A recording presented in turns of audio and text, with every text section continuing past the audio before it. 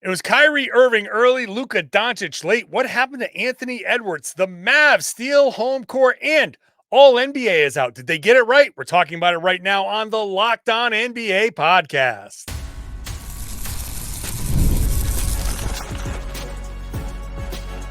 You are Locked On NBA, your daily NBA podcast. Part of the Locked On Podcast Network, your team every day. Hey there, welcome back to the Locked On NBA podcast right here on the Locked On Podcast Network. Thanks for making us your first listen every day, for subscribing, for watching the show on YouTube, and for getting into the comment section, letting us know what you think.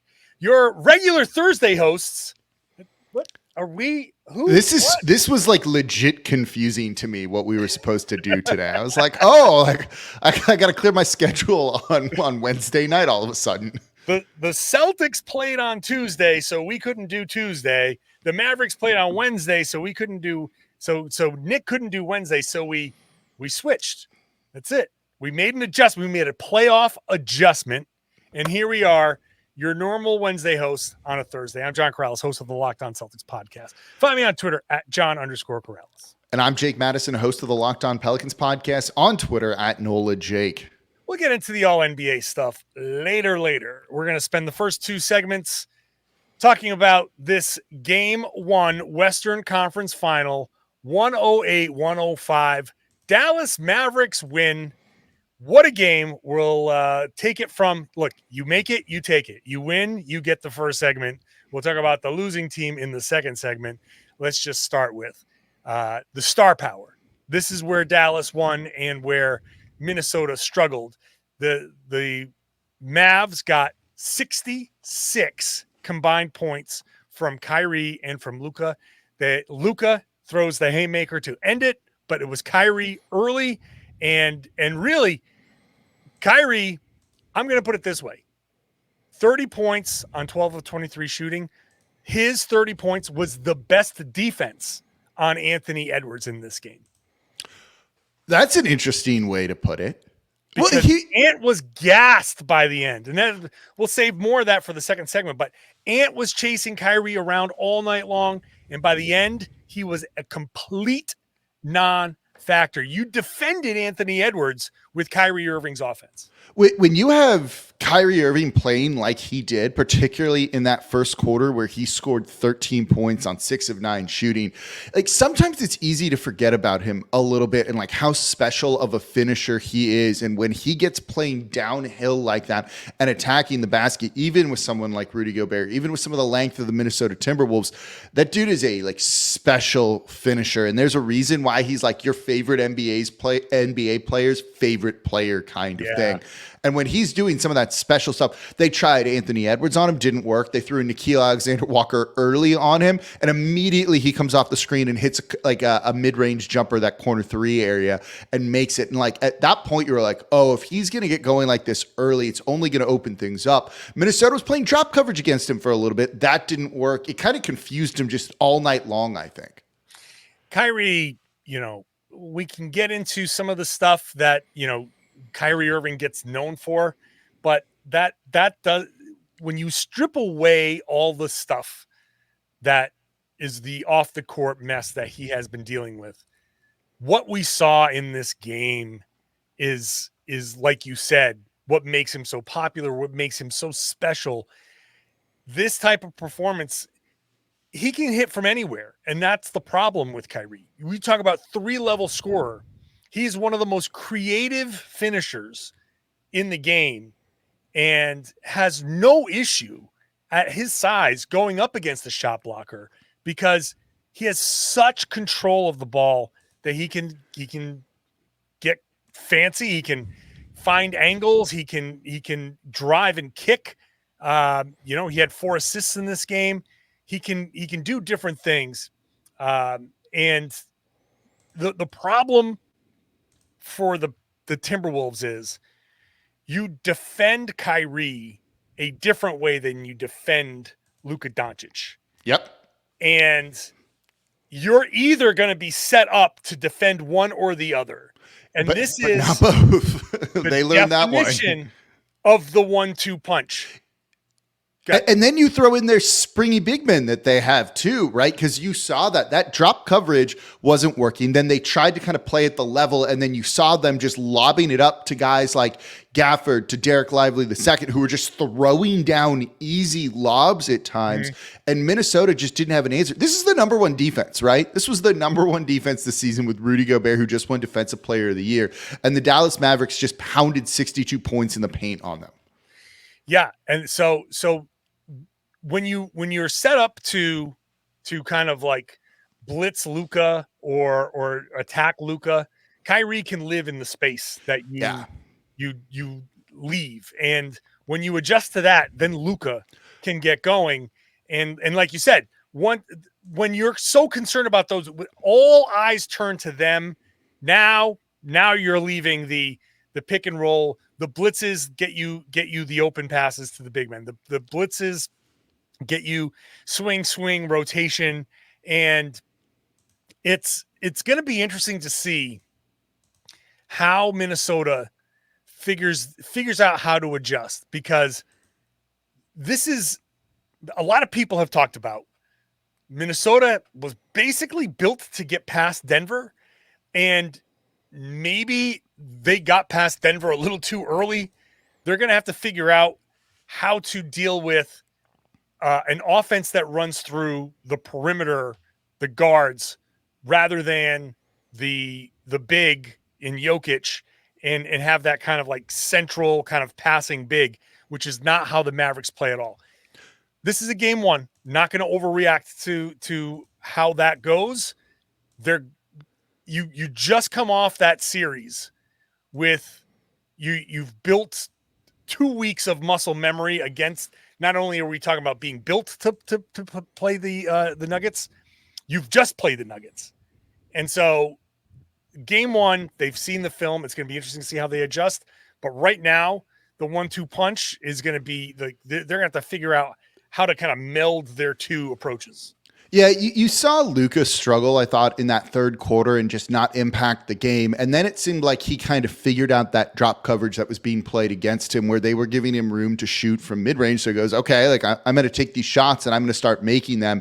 And he had 15 points in the fourth quarter, I think, and just it opened things up tremendously for him. And when he's hitting some of those mid-range shots, like what are you supposed to do here, right? Like that's what you want to concede. That's what you want to give up here. And he was like, all right, that's what you're going to give me. I'll take what the defense is going to throw at me, and I'm just going to make these things. And it opened up for his passing. He didn't have that many assists in the second half, just 3. But if you look at his passing too, he was kind of picking that team apart. I'll be curious to see like the advanced stats on NBA.com and look at like the hockey assists and stuff that he had. But he seemed like really in control of that fourth quarter with everything. And look, I'm glad Dallas won, because I don't care either way. I think it's good that Dallas won, because we could have had some officiating stuff that was maybe going to be in there, and we'd be talking like tactical decisions and things like that. They almost threw away that inbound pass instead of calling out a timeout and advancing the ball. Where did we literally just see that from, right? They got bailed out a little bit by Mike Conley missing a 3 there. But they didn't shoot well from 3, or missing a free throw. They didn't shoot well from 3 at all in this game. Really outscored in that area. They have to feel pretty confident going, if we just get some like regression to the mean, shoot a little bit better from 3, we're going to run away with one of these games. I think each team has that bit that they can say, right? Like, yeah, they do. You can say, like you get like you said, 6 of 25 shooting from 3 for Dallas. Get that to normal, and you're shooting. You're hitting what, 4 more threes in this game. So that the Dallas perspective is, hey, Luka's not going to go 3 of 10 all the time. Kyrie's going to hit a couple. You'll get some shooting from somewhere. But on the other side, the Timberwolves shot fine from 3, 18 of 49. They got the volume, they got the makes. But they didn't get the star performance. They didn't get the Anthony Edwards performance because he, I don't know, man, he very weird kind of performance from him. For a while there, it was Karl Anthony Towns backpacking. We're gonna suss out how Minnesota kind of figures out their side of things, because they can easily say, we put up 105 and lost by 3, and we got some bad performances. Let's talk about things from their perspective when we come back. Today's show is brought to you by LinkedIn Jobs. You're hiring for a small business, and I know because I used to be part of a small business family. It's hard. You are working all the time. You got 10 hats on, and you're always looking at the bottom line. So you need to get somebody in that you can trust and quickly. The thing that LinkedIn Jobs can do for you, and what makes it different than every other job board, is it has a network of more than 1 billion with a B professionals. And not only are you getting these professionals who are looking for work, you're getting people who are open to work. And that's the thing. LinkedIn can find those people who aren't actively looking for jobs, but are willing to look for something. They will put your job in front of them, and that makes the process easier and gets you candidates that you will not find anywhere else. That makes hiring easy, so easy that 86% of small businesses get a qualified candidate within 24 hours. Streamline that process. Get that process to get you somebody that you can trust, and boom, 2.5 million small businesses use LinkedIn for hiring. Make yours one of them. Post your job for free at linkedin.com/LockedOnNBA. That's linkedin.com/LockedOnNBA to post your job for free. Terms and conditions apply. Thanks for making Locked On NBA your first listen every day. Go check out Locked On Sports Today, streaming 24/7 over on YouTube. Lots of crazy sports talk and arguing going on right now. Forget it. Get all of our national shows, all of our great real conversations over on Locked On Sports Today, streaming 24/7 on YouTube and on the Amazon Fire TV channels app.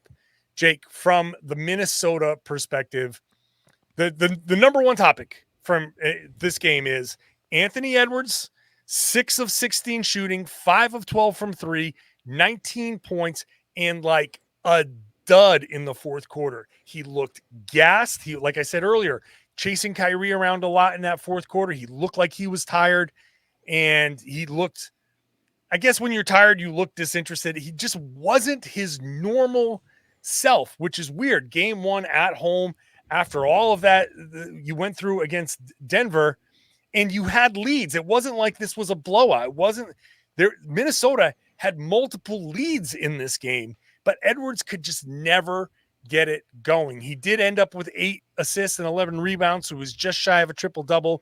He did make some plays, but he was still kind of blah in this game. He just didn't seem like himself. On the broadcast, they were asking, is he hurt? Is something wrong with him? Because this was so out of the norm for him, right? After kind of all the talking and everything, like he did not show up in this game. The numbers look okay. 19 points. I think it was like 11 rebounds or 11 assists. Yeah, 11 rebounds and 8 assists. Yeah. 8 assists, right? Like those numbers look good. The 5 of 12 from 3 is good.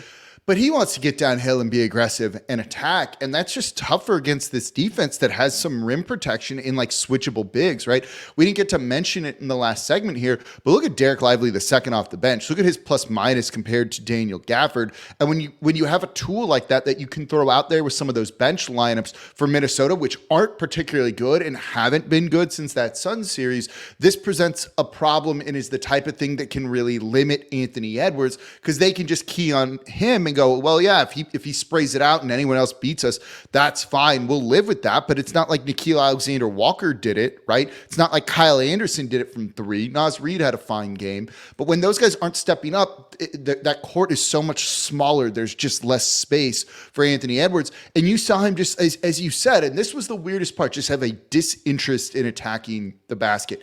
This is the type of guy that seems like if there's going to be a wall there, he's just going to try and ram through the wall and score no matter what. And he just didn't do that in this game. And at a certain point, maybe it's better to just barrel in there and see if you can create something when your offense at times just is out of sync like that. Yeah, it's going to be the topic of conversation. But look, they on the plus side, they got an incredible early game from Jaden McDaniels, right? McDaniels had like 18 at halftime. He had a big early performance, And McDaniels has been one of the surprise stars of the Timberwolves playoff runs. I mean, Edwards talked about the MVP of the last series was McDaniels. So they got a good performance out of him. Karl Anthony Towns struggled a little bit, but in the fourth quarter, he had an amazing stretch scoring wise, carrying the Timberwolves and helping build a lead. So you had something from Karl Anthony Towns, but it's Edwards. It's all about him. It's your star players, right? Like that's one of the, you and I have been doing this for a long time here. We can talk role players. We can talk like the 10th men and how they match up and the difference they make. But if your star players don't show up, like you're going to lose. Like you're going to lose, right? Like that's right. This is how you become an NBA podcaster. It's not too hard here, right? Like sometimes we overthink things a little bit here. And if like Anthony Edwards just isn't going to attack the paint, you could look at this and you're like, wait, they did what from three? They shot 18 of 49. They outdid the Mavs there by it was at 36 points from three. Yeah, that evens out when you only score 38 points in the paint compared to their 62, right? Like, yeah.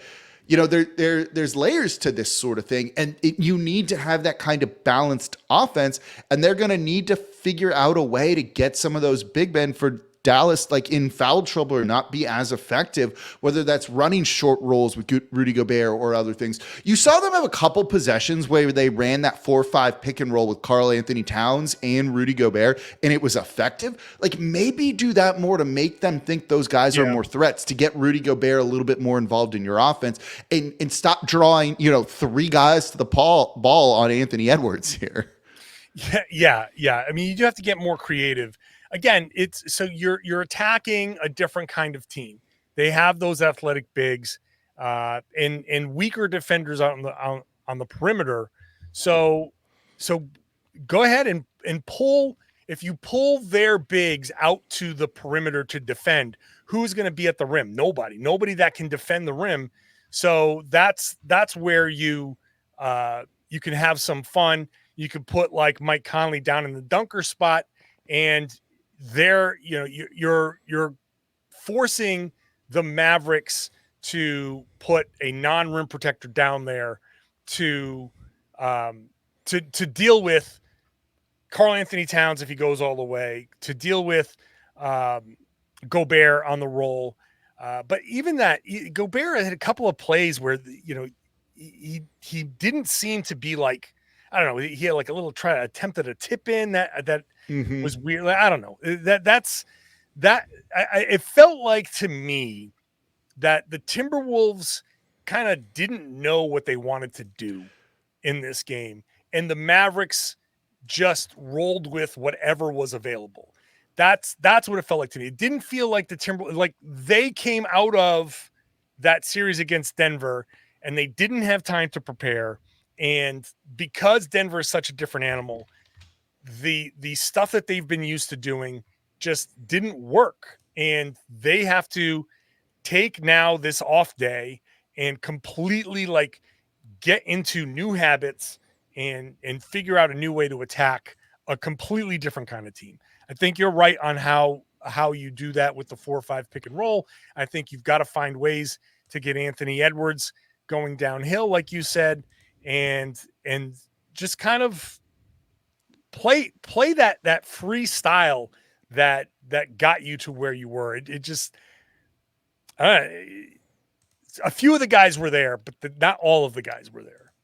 Yeah, one of the things that I think I noticed too about Minnesota is like they tend to thrive a lot of the time in transition too. They want to force those turnovers, force those misses, get out and run. And it kind of negates some of that rim protection, some of that packing the paint, because you're hopefully playing with a man advantage. They just had 12 fast break points in this one. They weren't able to kind of get that. And you see they like struggle a little bit in the half court with it. So I wonder if that's part of it too. Like if you just simply get some more stops, right? You talked about kind of the best defense on Anthony Edwards was Kyrie's offense, right? Like offense and defense are very, very connected. If you can get a couple stops on Luka, on Kyrie, force a turnover here and there, and you can get out and run, that alleviates your offense, right? Like that's how you turn that defense into offense. I know that, it's like good defense wins championships, but it's like one of those things of like good defense leads to real easy offense too. And that really helps you.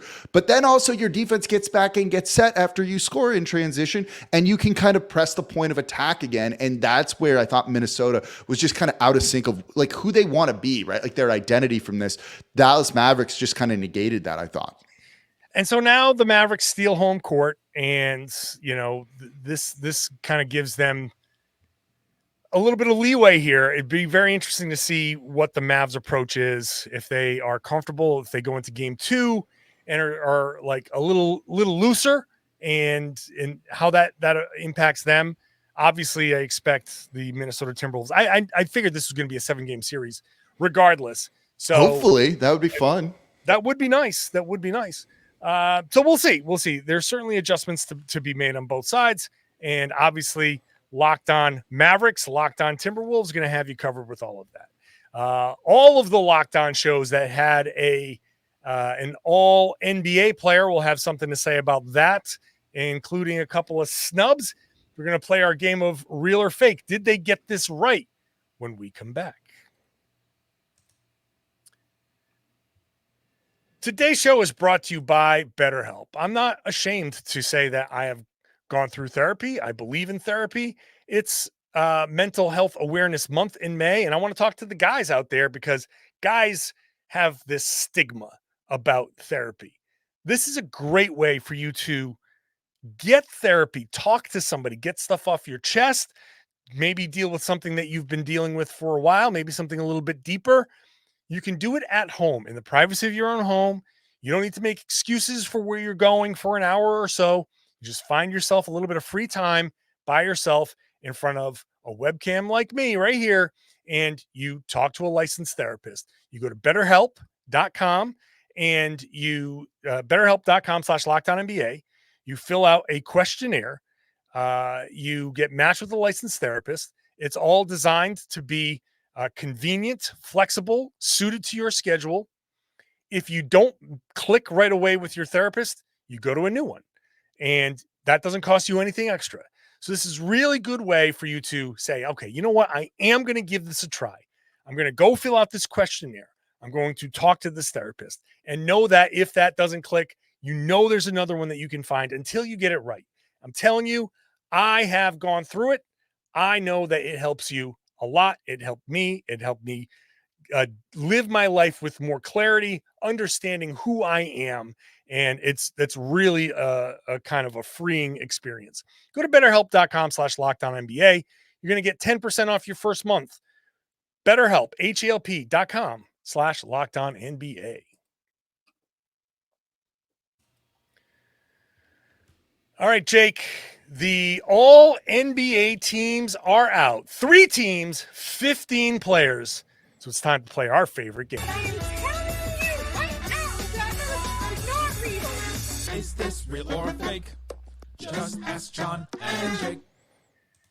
Jake, Madison, did they get the all NBA teams right? I'll read off the names.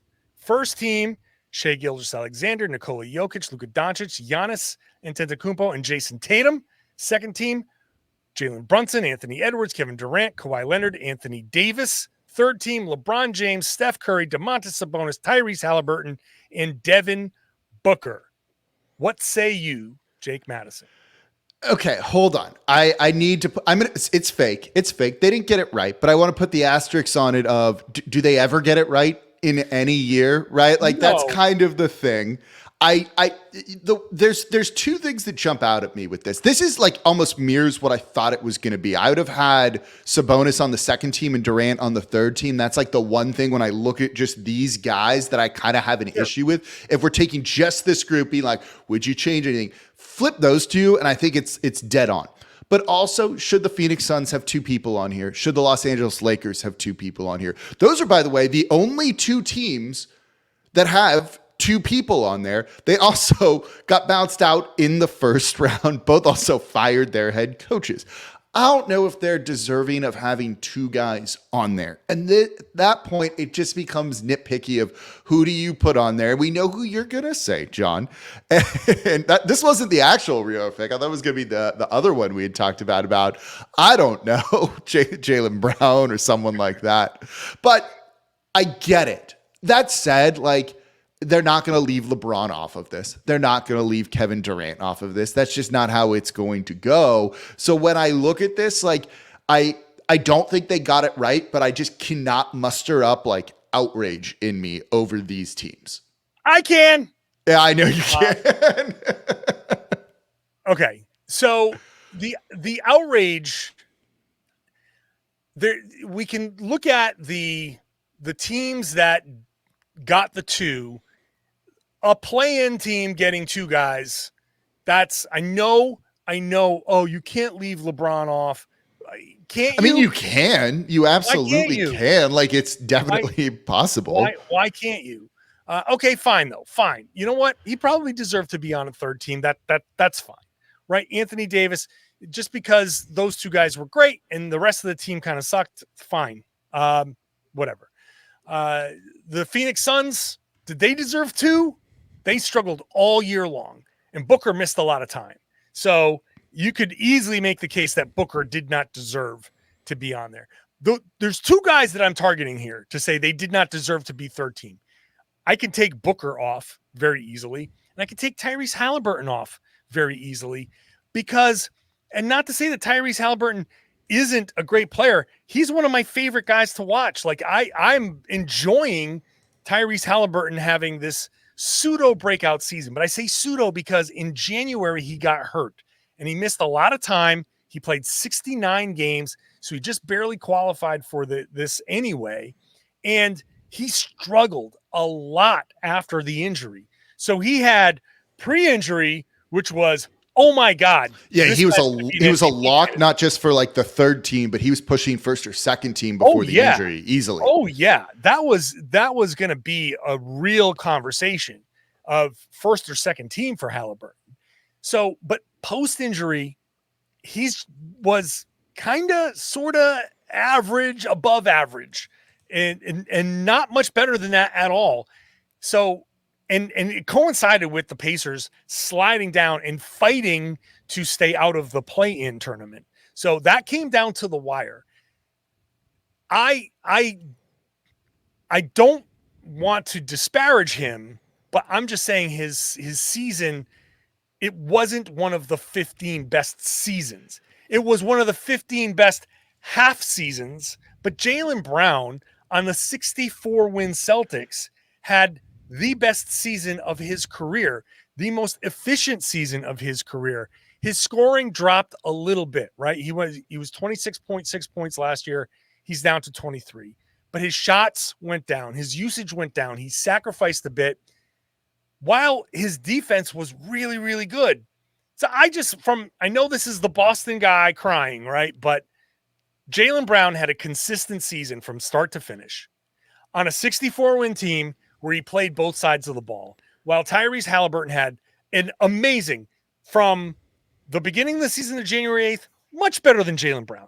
We'll admit that. Much better than Jaylen Brown up until January 8th. But after that, no. And he's targeted on defense. Jaylen Brown is a legit two-way player. And winning has to count for something. Winning has to count for something. And it's outrageous to me that a 64-win team gets one guy when there's at least two guys that are qualified for that. That part doesn't sit well with me.